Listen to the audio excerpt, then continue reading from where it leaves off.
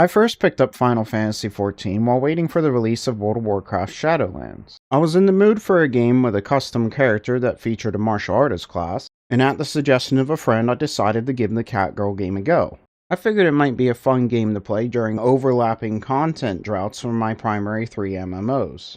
I quickly found myself falling in love with the amazing story, and equally as amazing heroes and villains.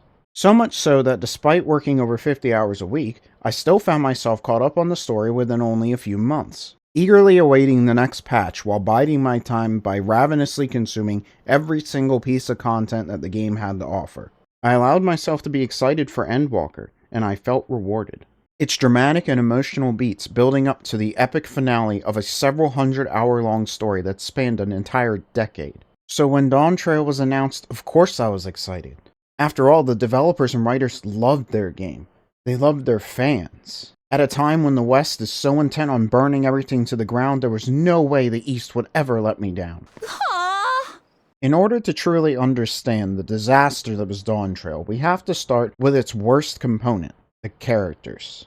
The Scions are there, and with the exception of Kryl, that's about the full extent of their participation in the story. Estinian in particular is just hanging out in Old West Town, despite being prominently featured in the cinematic trailer. The Scions' lack of participation in itself isn't an issue. They've all had their time in the spotlight, they've had their stories told, and as this is the beginning of a brand new storyline, it would be great to have some new characters that get to have their time to shine. The problem lies in those new characters. The worst offender being Wook Lamont, a character who's supposed to be a contender for the throne, and yet behaves like the palace court jester. I assume that the writers wanted her to be a lovable, naive, goofball underdog who slowly matures over the course of the story. Unfortunately, they overdid it with her theatrics, and worst of all, turned her into a character that hogs the spotlight, to the point that in a single expansion, she manages to achieve the third highest number of dialogue lines spoken by a main story character in the entire game. And that's only up to patch 7.1.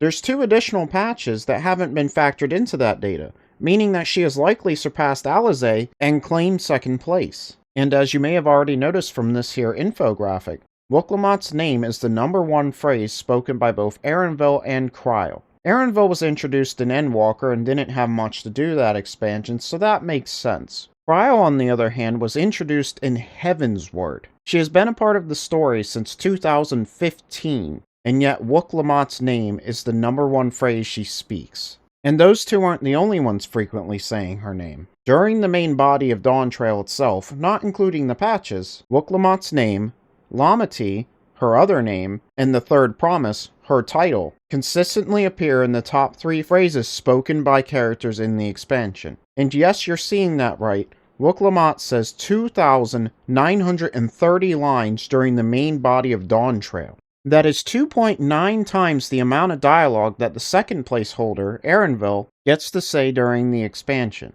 Wook Lamont is guilty of causing almost every other character, both new and old, including the player, to be sidelined to the point that they could be removed from the story and next to nothing would change. The only characters that were an exception to this, by which I mean an exception to being irrelevant, not to being overshadowed, being Kryl, who finally got some much needed backstory and development for the first time since the Eureka storyline, and the 3 main antagonists. The first of which being Bakul Jaja, the antagonist for the first half of the story. He begins the story as a comically evil bully, the kind of guy that kicks puppies in his spare time, and escalates to attacking the royal family and assaulting a sacred temple and unleashing the living calamity imprisoned inside. But he did it all because he was sad, so it's fine. I understand where he was coming from, as people were sacrificing countless children in order to create the perfect warrior, and he desperately wanted to put an end to it since the current ruler just couldn't be bothered. And he was also under intense pressure from his father to become the next ruler and subjugate his lessers. But he was enjoying it. He doesn't deserve a redemption arc. Next is Zralja, the main antagonist of the second half of the story. The only biological child of the current ruler, Gulul Jaja, and the only child ever to be born to a 2-headed Mamulja. An ambitious man living in his father's shadow and expected to achieve greatness because of the miracle of his birth. He wanted to prove his might to the world by becoming the next ruler and aggressively increasing his people's territory. After his actions led to him being disqualified from the contest for the throne, He traveled to another world in search of the power required to conquer his own. I liked his design and the warmongering aspect of him, but an insecure man with daddy issues makes for a very poor villain, especially when they have an inferiority complex to the main character. Finally, we have Queen Sphene, the final boss. A complete non-entity with next to no personality whose sole purpose is to be Wuk-Lamat's foil. As for the story itself, we begin by traveling to Tural, a region consisting of 2 continents far to the west of the known world, and the homeland of Erenville, who we met in Endwalker. We have agreed to aid Wuk-Lamat, the adopted daughter of Gulul Jaja, the current ruler of Tural, in the Rite of Succession, a contest for the throne, where its contestants are to follow the same path that Gulul Jaja took when he founded the nation some 8 decades ago, and participate in a series of trials designed to teach the 4 claimants, and by extension the player, about the cultures and histories of the various people of Tural. As someone who's really into lore and world building, I found the premise of this to be rather interesting. Unfortunately, we don't actually learn much about these various groups of people. Their lives sucked until Gulul Jaja showed up, and then their lives didn't suck. There is never even any mention of any sort of religious beliefs that they might have, unlike the previous groups of people that we met throughout the game. The Pelu Pelu in particular are especially lackluster. They like alpacas and money. That's all they have going for them.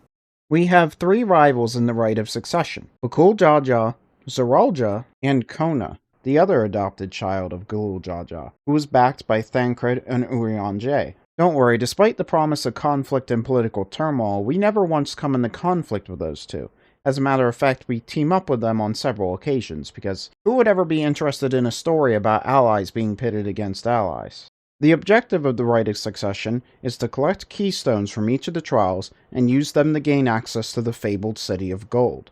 Whoever reaches it first will be named Dawn Servant, the ruler of Tural. As we progress through the trials, Zeralja gets disqualified from the contest for attacking the Elector overseeing the final trial, while Bukul Jaja retains his eligibility for the throne after attempting to cause the apocalypse. And we learn that Gulul Jaja put an end to the 4 centuries-long war between his people and the Jabral, yet made no attempt to stop his people from producing more 2-headed Mamulja, resulting in the loss of countless children. All because the writers needed a problem for Wuk-Lamat to solve and be the hero. When I first played through the story, I liked this part, as it added some much-needed bite and emotion to a story that was otherwise just a fun tropical adventure interrupted by a boss fight that had little overall impact on the story itself. But after thinking about it, and analyzing why I felt the way that I did about Dawntrail, I realized that it didn't make a lot of sense. Not only because Gulul Jaja was doing nothing about the situation, but because the situation was even occurring in the first place. The reason why 2-headed Mamulja were being created was for the war with the Jabral. Once the war ended, they had no reason to continue creating them. Except to, what? Prove Mamulja's superiority over everyone else? Then why is Wuk-Lamat able to stop it? Because she and her intrepid band of irrelevant side characters proved their might to the Mamulja? The Mamulja already saw what other species could do. That's why the war ended in the first place. They claim it's because the Mamulja can't grow any crops where they live. Just trade! They're already trading in order to create the dish that you had to make for the previous trial. Not to mention, the majority of them are wearing the same kind of clothing that almost everyone else in the nation seems to wear. That clothing has to be coming from somewhere. The Pelu Pelu maintain trade routes throughout the entirety of the United Nations, so the Mamulja should have no difficulty finding buyers for whatever it is they wish to trade, be it bananas or minerals from the meteorites that dot the region. Wuk-Lamat claims victory after Bukul Jaja and Kona capitulate because the original character Do Not Steal would make a far better ruler than they could ever hope to be. But she decides not to rule alone. Just as her adoptive father ruled with the head of reason and the head of resolve, so too would she be the vow of resolve, and Kona the vow of reason. This actually makes a lot of sense. One serves as a balance for the other. But as a WoW player, I've watched too many leaders be replaced by committees, and it leaves a bad taste in my mouth. This isn't a fault of Dawntrail itself, but it's worth mentioning, as I'm sure my fellow WoW players could probably relate. Meanwhile, Zeralja brutally cuts down the man holding an additional set of tablets to access the Golden City. Don't worry, he's fine. As well as his own crony, he's fine too.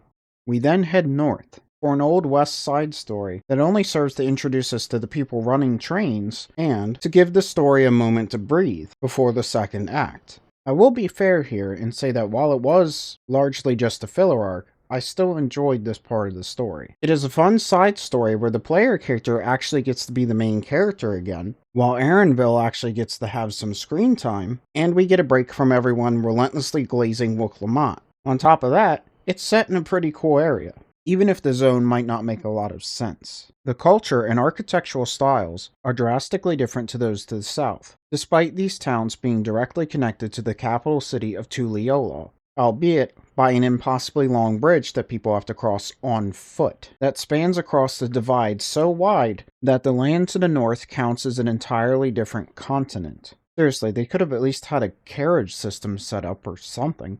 At the end of the interlude, we find ourselves waiting for the arrival of a train that could take us to Erenville's home, when a mysterious energy dome appears to the north, with ships flying out of it heading south to Tuliyola. We rush back to find the city under siege by strange mechanical soldiers, which look an awful lot like those guys from Endwalker. Between that and a lot of the creatures and NPCs just being more of the same things we've already seen in the game, I find myself wondering where that extra half year of development time went.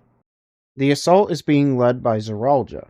He demands that the government dissolve and hand over all its territories to him, and then challenges his father to a duel. He succeeds in striking his father down, and surprisingly, he is not fine. I guess Zeralja finally traded in those foam swords of his for some real ones. The main character swears revenge, prompting Zeralja to challenge her to lay siege to his kingdom and strike him down as he did their father. Now, with the player character rightfully returned to the position of side character, we head north, this time accompanied by Ishtola and Grahatia, who show up out of nowhere. We learn that there's an access fortress, which soldiers use to go in and out of the deadly energy dome. The fortress has been coincidentally placed on top of the railway, which the game itself points out to us. Brilliant writing. We then have ourselves a little montage where every character that we met so far shows up to help put wood around the outside of a metal train to protect it from the laser fire of an advanced civilization, all while the song Smile plays. We then ram the train through their front gates, which, that's actually pretty cool, and fight our way inside the dome. By the way, on the way there, Grahatia has to be told to not let himself get blown up, and Wuk-Lamat smacks bullets out of the air with her axe. Once inside the dome, we discover a land warped beyond all recognition, a strange tower sitting in its center. As we investigate the barren landscape, we encounter a woman who introduces herself as Sphene, the Queen of Reason. She offers to give us a tour of the Kingdom of Alexandria and introduces us to its people. We learn that Alexandria hails from another world, one stricken with overwhelming lightning energy, and that while the dome appeared instantaneously to us, to those trapped inside, it had been 30 years, the Tyrali citizens within having since been integrated into Alexandrian society. I found this to be a rather interesting concept. The people that were trapped inside the dome having started new lives and new families, while those outside the dome now had to contend with their loved ones having jumped forward 30 years in time, possibly having moved on or passed on. Unfortunately, the writers only seem to pay a little bit of lip service to the concept, with its only meaningful impact being a plot twist involving a character we had only just met. We learn that the citizens of Alexandria wear devices called regulators, which transfer the memories of the departed to the cloud, yes, that's what it's called, and erase the departed from the minds of those who yet remain, those memories only being restored when they too arrive in the cloud. A system put in place to spare the citizens of Alexandria the pain of loss. A number of questions come to mind, not only about the ethics of the situation and what kind of effects it might have on a person, but just how does it work? Imagine that you were married for several years and then your spouse passes away. Are those years just gone? You don't remember any of it? Or do you see a vague, formless entity in your memories you just can't quite recall? Or are your memories completely altered to the point that you think you were living alone all that time? And what about their belongings? Do you just think that some stranger's stuff is in your house now? Or do you feel an emotional attachment to it despite not knowing why? And what if you remarry, and then when you arrive in the cloud, your memories of your first spouse are restored to you? What happens then? And what if you had children? Do they remember the life lessons that you imparted onto them? Or do they just forget all of that as soon as they forget you. It seems like the writers intended this to just be something that you would accept for what it is and move on without questioning it, as they make no attempt to even begin to address any of this in the game. The regulators also serve as resuscitation devices, consuming souls to bring the wearer back to life, and allowing them to consume souls in order to empower themselves, both of which we witnessed Zeralja do during his fight with Gulul Jaja.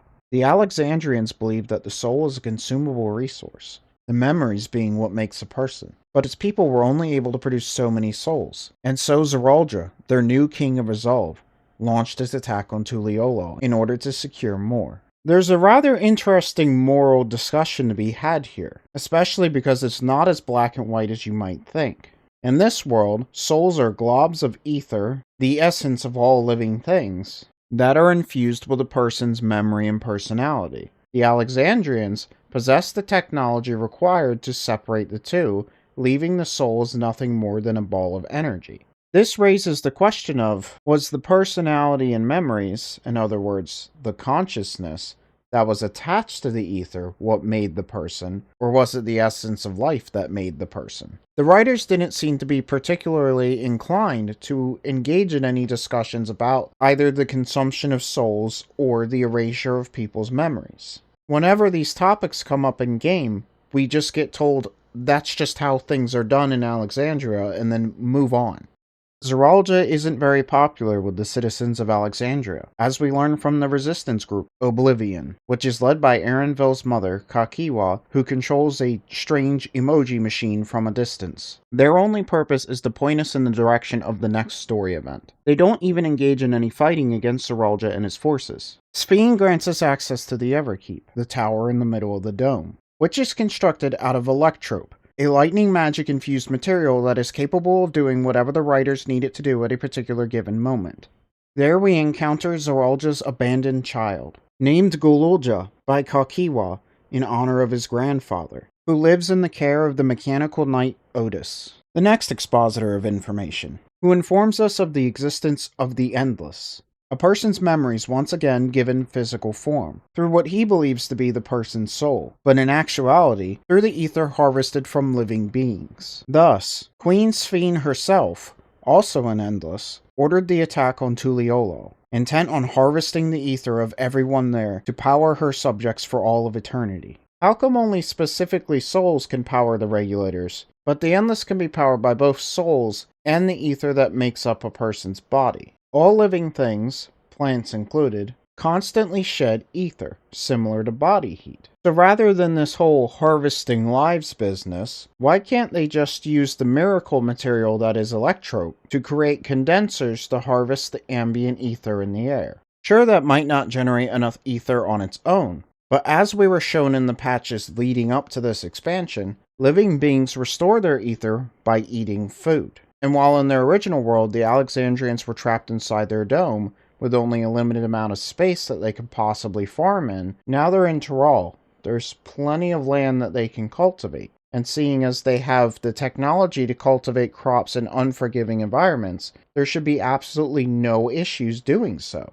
And while the beast souls consumed by Zeralja's army and the gladiators of the Arcadium have adverse effects on their users, those souls are modified for the explicit purpose of granting the user traits of the beast. In theory, a standard unmodified beast soul could most likely be used in the same manner as a human soul, as people absorb beast ether through meat on a regular basis without any adverse side effects. I get that launching a thriving agricultural business isn't exactly the most dastardly of plans and we need a villain to fight, but all of this seems rather unnecessary. But of course, we needed Wuklamot to have an evil mirror, that way she could have some character development. She is the main character after all, because it's not like this is a video game where you have a player serving as the main character who just needs a compelling villain to beat up.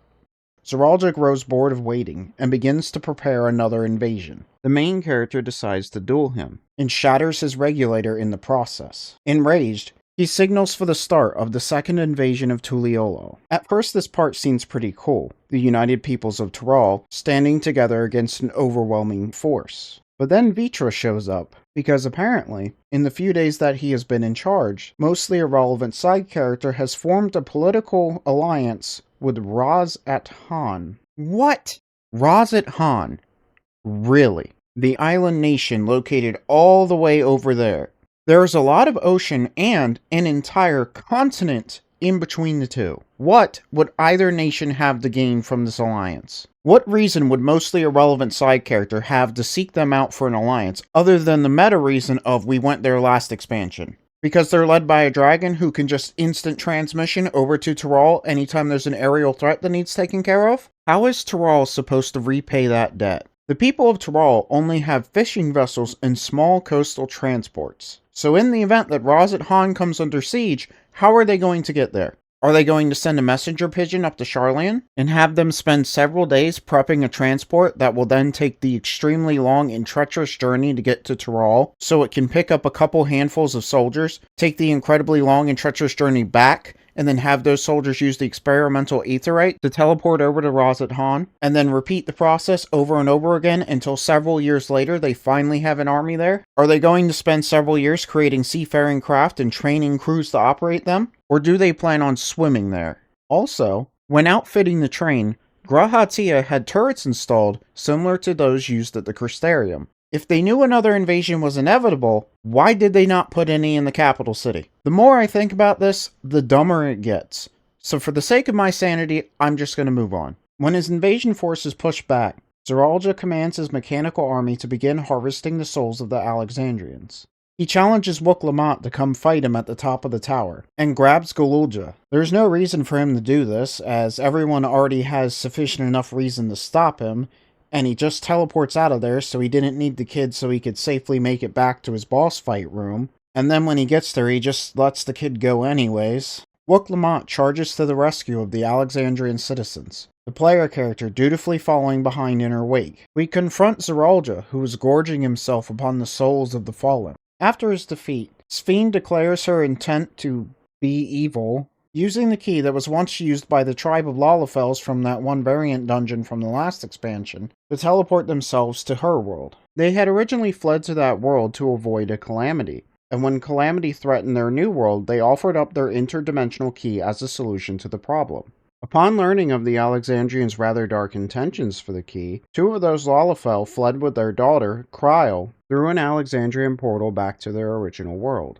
Through sheer coincidence arriving at the same time that Gulul Jaja and Kryl's soon-to-be adoptive grandfather were investigating the other end of the portal. They handed their daughter and the key to interdimensional travel to a group of complete strangers that they knew nothing about, and then returned through the portal without a single word of explanation. The interdimensional key doubles as the key to this gate, meaning that it was impossible for the Alexandrians to pass through it once the key was taken to the other side. This remained the case until Zeralja used the key to access that very gate. Except, the interdimensional key wasn't the only way to open the gate. Kryl's parents left her in possession of an earring that turns out to be a storage device containing data necessary to open the gate. In other words, it serves as a pass key. But the Alexandrians couldn't use that same data to open the gate from their side, because as we all know, when you transfer data to a USB drive, it just completely erases it from its source. But the passkey alone isn't enough to open the gate. It also requires permission from someone of authority. Lucky for us, Zeralja had a kid, because if he didn't, we would be screwed. The writers expect us to believe that opening the gate requires authority, but anyone can just erase the information necessary to operate it. Because even if Kryl's parents had the authority necessary to activate the portal, logically speaking, only the people in the highest positions of power should have the authority to alter or outright delete such vital information, especially considering that this portal, which leads to another world, could potentially be the only salvation for that nation's people. The Alexandrians also didn't bother backing this data up or putting it on additional USB sticks. As we step through the portal, we come across a golden city, the eternal paradise of the endless. Why would an interdimensional gateway connected to a world that was intended to be conquered be located in what is essentially a residential district, rather than in a secure facility? But of course, the zone was not designed to be an immersive place that could plausibly exist. It was designed to be a video game level and nothing more. The portal sits in a spot that marks it as the clear entrance to the area, even though that doesn't make any sense considering where that portal leads. A ramp descends from the portal down to a courtyard, where there are tour guides waiting to tell visitors about the area. But the average Alexandrian citizen doesn't know that this place exists. They can't know that it exists, because they forget about their relatives once they pass on, therefore they would not be visiting this place to see them. There are zip lines connected to color-coded archways, taking people to one of the 4 distinct subzones, which are set to the backdrop of repeating skyscrapers. A backdrop that has no gateways or signs of transportation to imply that there's more to the area than just the explorable regions. Nor is there a clear exit leading back to Alexandria, despite both Kral's parents and Zeralda passing through there. Now don't get me wrong, I still find the zone visually appealing, but most MMO zones are designed to be a part of a world that you can immerse yourself in. This place just feels jarring in its design. We encounter Erenvel's mother, who numbers among the Endless, who informs us that in order to access Fiend's boss chamber at the top of the ominous villain tower, we must shut down 4 completely undefended terminals located in each of the subzones. Doing so will erase the Endless housed within the terminals, which is what she wants us to do. Excuse you, but who made you the arbiter of whether people are allowed to continue their eternal existence? Imagine enjoying your eternal paradise and then some woman just decides, no, you're not allowed to anymore. Is she trying to be the next Hydaelyn? But we're pressed for time to stop Fiend from erasing her memories so she can more efficiently protect her people. Except if she loses her memories, she would then lose her connection to those people because they would become complete strangers to her. So we can't stop to ponder the morality of our actions. We do, however, have the time to stop to participate in plays. Once the terminals are deactivated, we travel through Fiend's version of that memory thing from Doctor Strange Mom, and then it's time for the final confrontation, where the player faces off against, where Wuk-Lamont faces off against the Queen Eternal, and they harp on about each other's feelings. I miss Endwalker. After dispatching the leaders of a foreign nation, Wuk-Lamont installs herself as the supreme leader of a multi-continent empire, and the story comes to its happy conclusion. When I first played through Dawntrail, I thought it was alright. It was definitely the weakest expansion, but as I enjoyed the dungeons in the Raid series, I still had a pretty positive opinion overall. But once I started thinking about it, I started to grow more and more frustrated. That frustration magnifying exponentially in the process of working on this video, where I realized that I was suffering from extreme survivorship bias, and that my mind had completely erased certain segments for the sake of preserving my sanity. Originally, I only intended on covering a few major things before moving on to the patches, which are where I viewed most of the problem as being. But here we are almost a full half hour into the video, and I didn't even cover everything that I could have. But let's just move on before I have to check into a mental hospital. The first patch begins with a Wuk-Lamont jump scare, and a funeral being held for Sphene. Are those just the same 3 models over and over again? Okay, it's 5. Bro, what? They seriously just copy-pasted the same 5 models to form an entire crowd. My god. Begun. The Clone War has. Then we go to a lab where we learn about Gul'ulja's mother. She was an admirer of Zeralda, who became a scientist following the appearance of the dome. She was offered a reward for her research, and thus Gul'ulja was born. I found this part of the story to be rather interesting, and it was cool to learn about beast souls and the Alexandrian research, but absolutely nothing in this part of the story is relevant moving forward. It's just there to fill in some gaps from the main story, which is a shame, especially because it occupies the entire first half of a patch, and it amounts to nothing. Great, we know who Gul'ulja's mother is now. Will it impact his character at all? No. Will he be relevant at all? No. But at least that part was interesting. The next part, I can only describe it as sheer stupidity. We have several former Tirali citizens who wish to travel from the nation with flying ships, flying motorcycles, cars, and short-range teleporters to the Final Fantasy XIV equivalent of Central America so they can see their loved ones again. And the grand solution to this dilemma is to fix up a steam engine. I'm pretty sure it's the same one we blew up earlier. How are they going to get the train through the fortress that is sitting on top of the tracks? Are they going to drill a tunnel through the fortress? Or are they going to build a new terminus outside of it? but that's the least of the problems. The train does not go all the way in either direction, meaning the Alexandrians would have to cross the lightning-infused hellscape that surrounds their city since for some reason they refuse to turn off the giant lightning dome that's giving everyone inside of it lightning radiation poisoning. Then after traveling the short distance that the train covers, they would have to traverse a bandit-infested wasteland, cross the impossibly long bridge on foot, and once they arrive in Tuliyola, if their loved ones happen to live outside of the city, they would then have to travel to wherever they're at. Most of the people that wish to make this journey, by the way, are elderly, and they are expected to traverse 2 entire continents, primarily on foot. Right. The train gets fixed up for this absolutely ludicrous plan, and it's ready to begin its test voyage, but oh no, there's cows on the track. If only the train had a plow on the front of it for the specific purpose of dealing with cows that happen to be on the track. The cows are avoiding a dinosaur that is said to have impenetrable scales, and just watch. I have no words for this shit.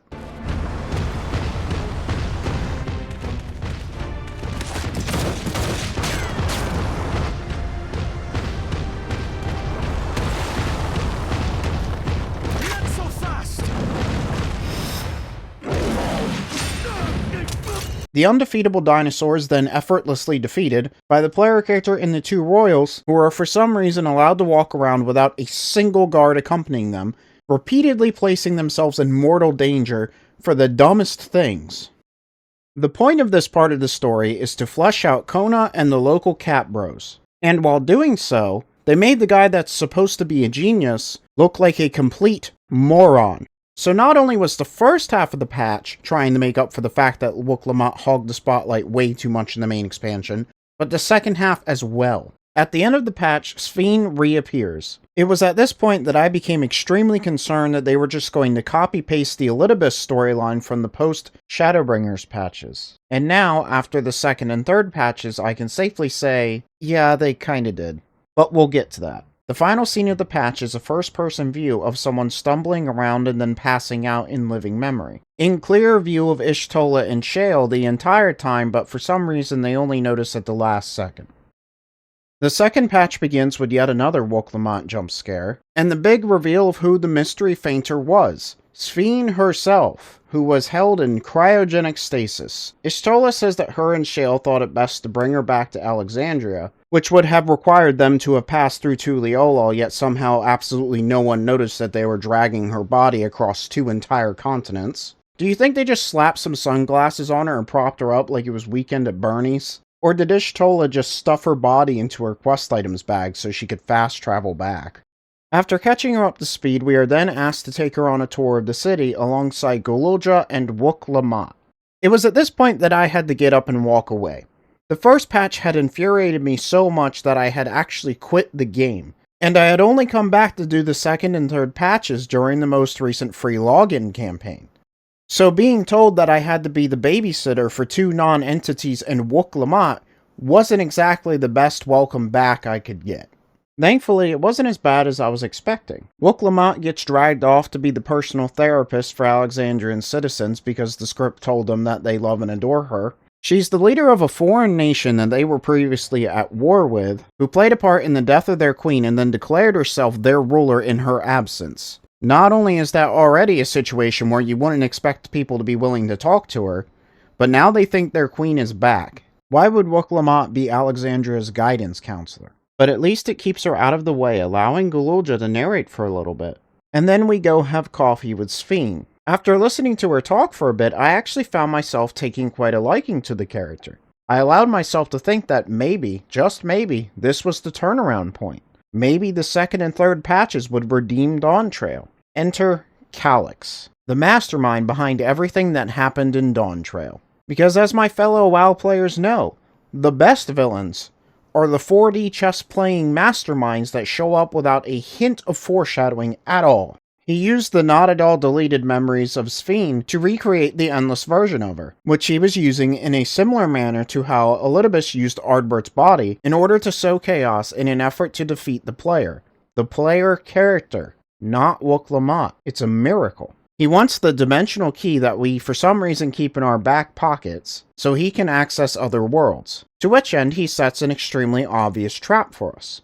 Rather than doing the intelligent thing and taking the key to the Crystarium, which is located in another world, thus completely out of his grasp, we decide to bring it with us. Son of a bitch! Not to worry though, after we defeat the reference to another Final Fantasy that he throws at us, he just lets us leave. We then return to Alexandria, where mechanical soldiers start suddenly striking citizens down, and vehicles begin to lose control, causing fatal accidents. Only piles of dust are found where the victims' bodies should be, and as it turns out, all of the victims are people who chose not to wear regulators following Zeralja's attack on the city, because apparently, after watching everyone get massacred, and then the system that erases people's memories being shut down, causing people to have to contend with the fact that sometimes people suffer from untimely demises, several people decided that they no longer wanted to have the devices that prevent them from dying. What? That makes no sense. It would be one thing if they were unaware of the fact that it was souls that powered the devices, and after the events of Dawntrail revealed that, they decided to stop wearing them. But they're already aware of what powers the devices, so why would they ever take them off?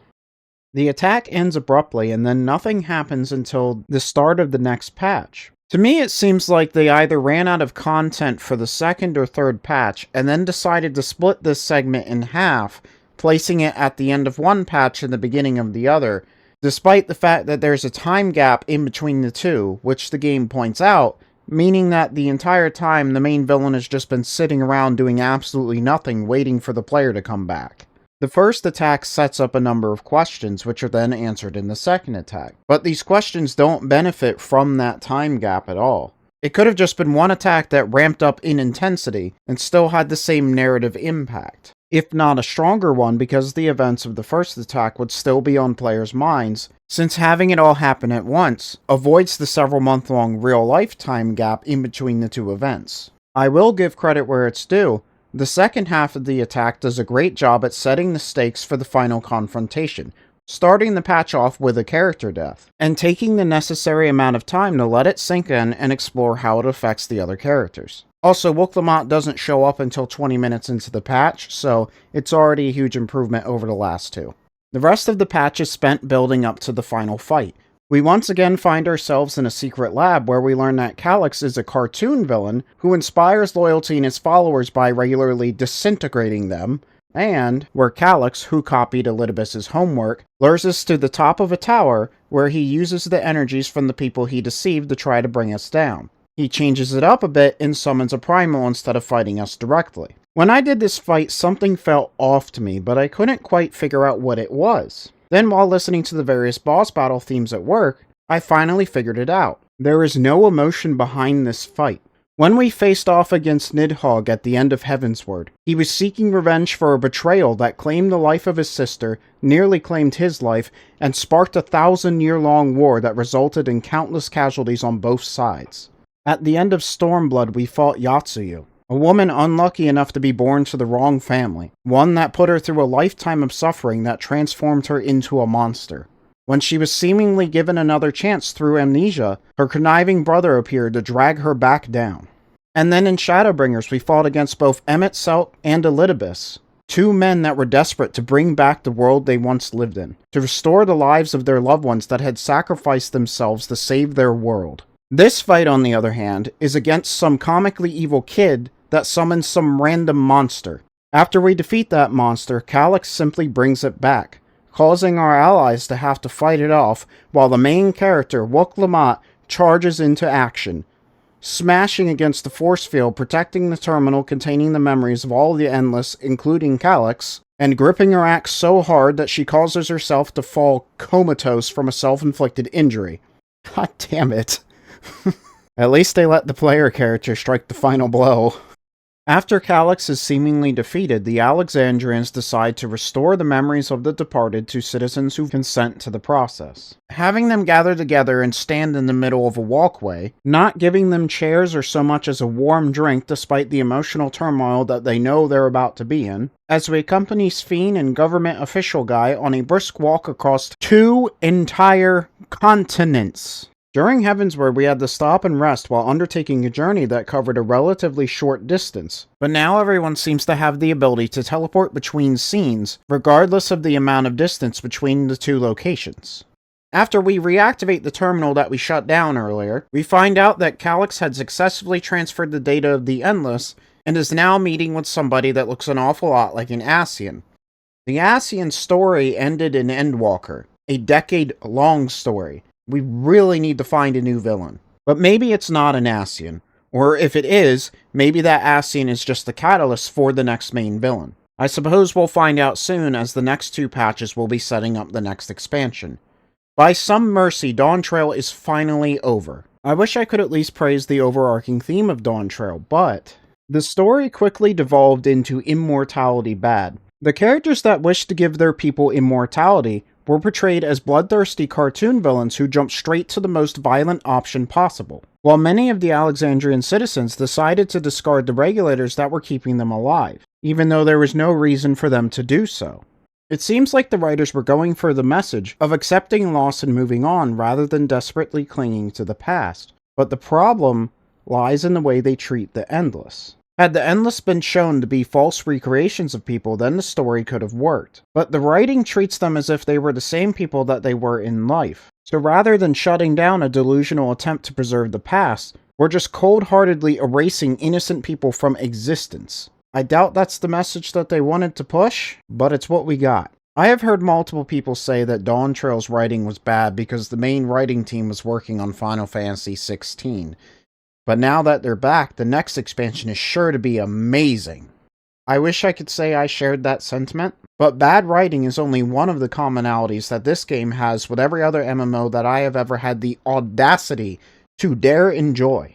The frequent reuse of pre-existing models and animation rigs comes off as extremely lazy and uncaring. Yes, I know they've reused assets before, but there is a huge difference between intelligently utilizing pre-existing assets and lazily cutting corners. A good example of the former is what they did with the Yakhoi. They are giants like the ones we've seen in Eorzea, but rather than copy-pasting the giant model, they gave them a distinct yet similar appearance. But then you have the Mamulja, the alleged primary species of Tyrol. They're just the same handful of models that have been around since the beginning of the game, with the addition of a couple wearing ponchos. The same uniform worn by almost everyone else in the multicultural civilization. The same small handful of models just copy and pasted over and over.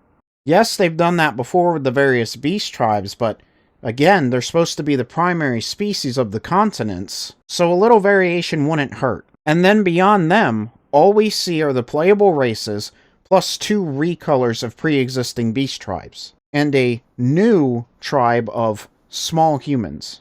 All the way up to Endwalker, it seemed like every time we entered a new zone, we would encounter an entirely new species. But now we have an expansion set on 2 continents, and we get next to nothing. And speaking of next to nothing, the armor sets. Prior to Dawntrail, there was a large amount of really amazing armor sets that vastly outnumbered the store sets.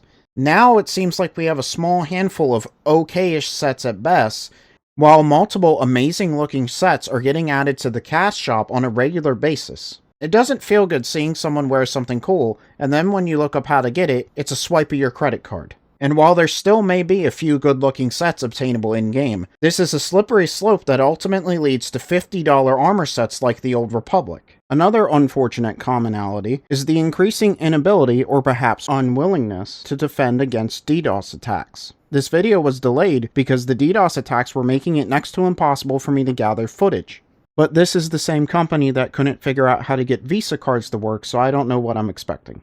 I do not enjoy having to tear apart the things that I love. It breaks my heart to have to sit here and complain about the game. But if we sit in silence and never say anything about it, it's just going to get worse. The only way to improve it is to speak up. So I pray that every one of you out there saying that the next one's going to be great, it's going to be amazing, I hope that you're right. Because I would like to enjoy at least one thing. I would like for at least one franchise to not be burned to the ground. Anyhow, thanks for listening.